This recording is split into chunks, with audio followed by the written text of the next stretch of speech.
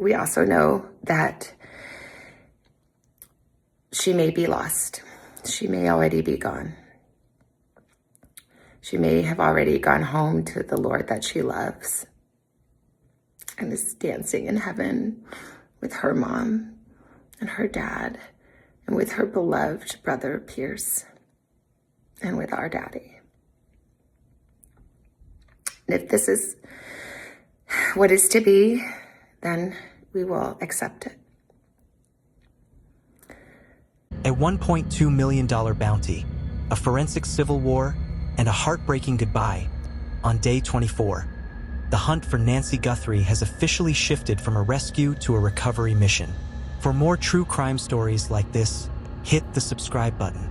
As the investigation into the abduction of 84-year-old Nancy Guthrie enters its fourth week, the silence from the Tucson desert has become deafening.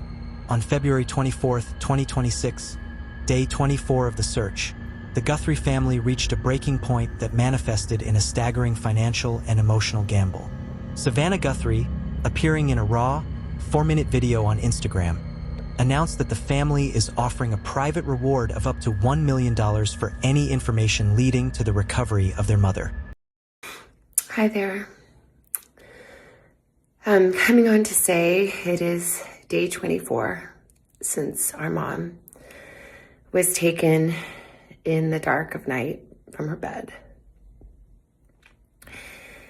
And every hour and minute and second and every long night has been agony since then of worrying about her and fearing for her and aching for her. And most of all, just missing her, We know that millions of you have been praying. So many people have been praying of every faith and no faith at all, praying for her return. And we feel those prayers. Please keep praying without ceasing. We still believe. We still believe in a miracle. We still believe that she can come home. Hope against hope. As my sister says, we are blowing on the embers of hope. We also know that she may be lost. She may already be gone.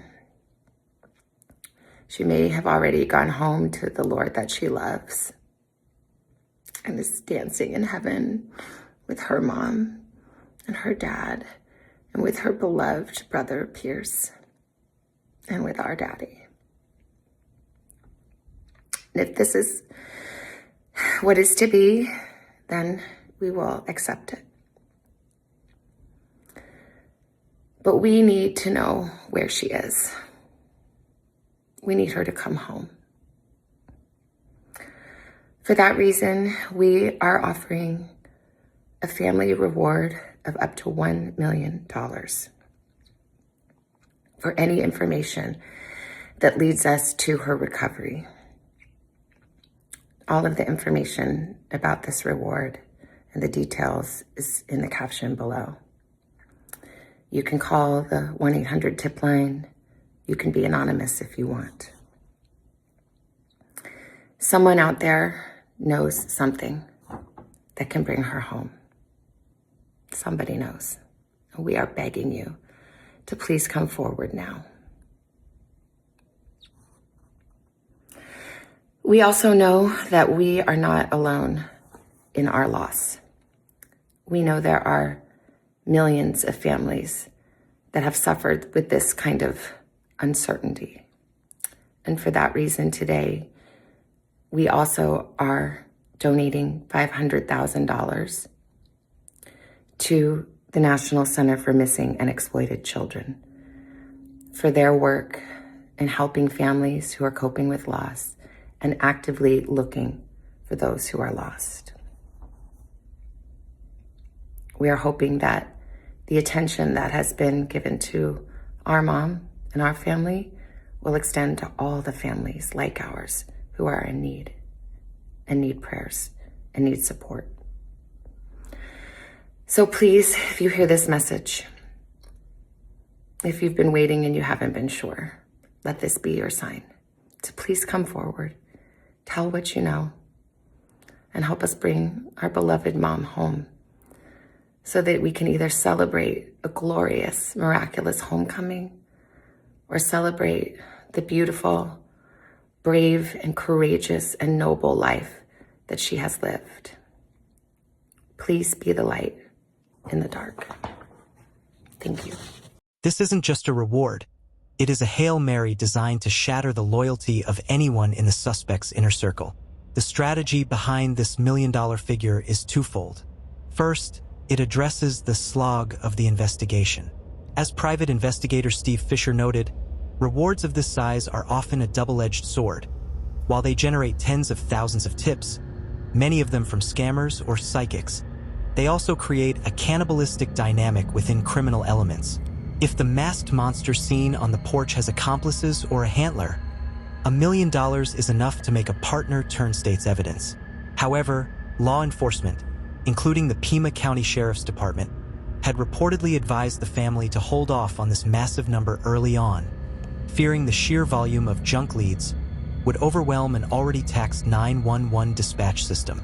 But the most heartbreaking element of this update wasn't the money. It was the shift in language.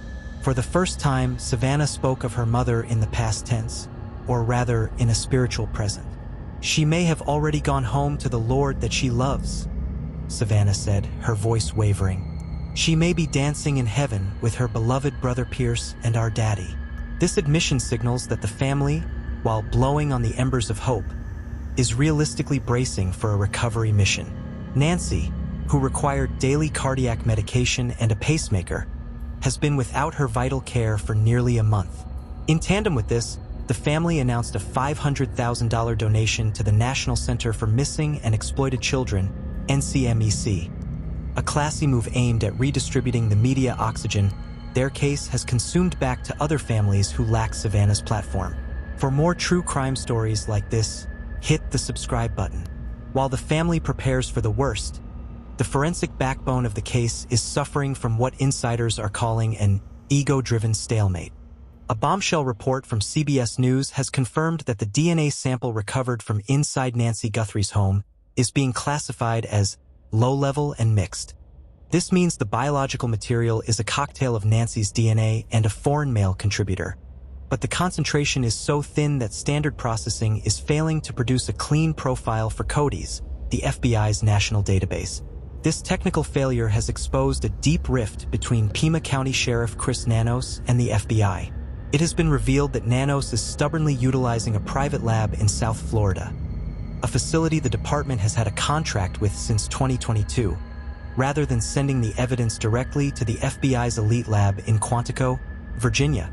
According to sources within the Bureau, there is immense frustration that the sheriff is choosing a slower, private route for such a high-stakes case. Nanos pushed back in a recent NBC interview, stating that while the lab has faced challenges, the technology is evolving so rapidly that these issues might resolve themselves in a matter of weeks, months, or maybe a year. To a family waiting for news, the mention of a year is an insult. The delay in getting a usable DNA profile means investigators cannot use investigative genetic genealogy, IgG, to build out the suspect's family tree. While the sheriff waits for technology to catch up, the FBI has been quietly running their own parallel investigation, utilizing signal sniffers on helicopters to attempt to pick up the Bluetooth frequency of Nancy's pacemaker. The clash of cultures, the local sheriff's department's slow and steady approach versus the FBI's federal takeover mentality, is now the primary obstacle to justice. If the inside DNA belongs to a contractor or a visitor identified in the list of 40, every day the sheriff spends defending his choice of lab is a day the suspect has to further disappear. For more true crime stories like this, hit the subscribe button. The final piece of the Day 24 update involves a chilling reanalysis of the surveillance footage that has captivated the nation. Major media outlets, including News Nation and Fox News, have begun reporting that the two released images of the suspect were actually taken on separate nights. In one image, the figure is clearly wearing a tactical backpack. In the other, they are not. This implies that Nancy Guthrie's home was being cased, or stalked in the days leading up to the January 31st abduction. This theory gains weight when considering the Adult Protective Services APS business card found in the door. If a stalker was watching the house, they would have seen the card and known that Nancy was being monitored by social services, a potential trigger that may have accelerated the kidnapping. If the abductor realized that APS was closing in on a financial exploitation scheme, the abduction might have been a desperate act to remove the only witness. Sheriff Nanos has dismissed the two-night theory as purely speculative because the images provided to his department by the FBI allegedly lack timestamps. This has led to accusations that the FBI is withholding hidden footage or metadata from the local sheriff, further highlighting the breakdown in communication. If the suspect was indeed there on multiple nights, it changes the profile from a random burglary gone wrong to a predatory, targeted hit.